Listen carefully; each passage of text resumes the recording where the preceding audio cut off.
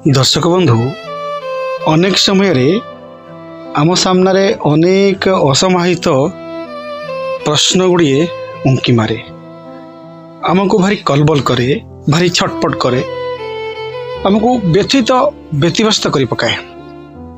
से समय आमे गोटे विराट बड़ भूल कर पकाए। आमे कौन करे ना से समस्यार समाधान पाई आमे बाहर लोकंकर साहाय्य नहीं थाए, जहाद्वारा कि समस्या तो समाधान हुए ना पर बाहर लोक माने आम कथा को नहीं अन्य मानक पाखरे परिप्रकाश करती, जहा फल कि आमे सोसाइटी रे लज्जित आउ अपमानित हुए। आपण मानकर सही समय रे शांत रहिबा उचित, धीर रहिबा उचित, ईश्वर को डाकिबा उचित। देखिए कालक्रमे से समस्या गुड़िक से प्रश्न गुड़िक ऑटोमेटिक समाधान हो जाता है।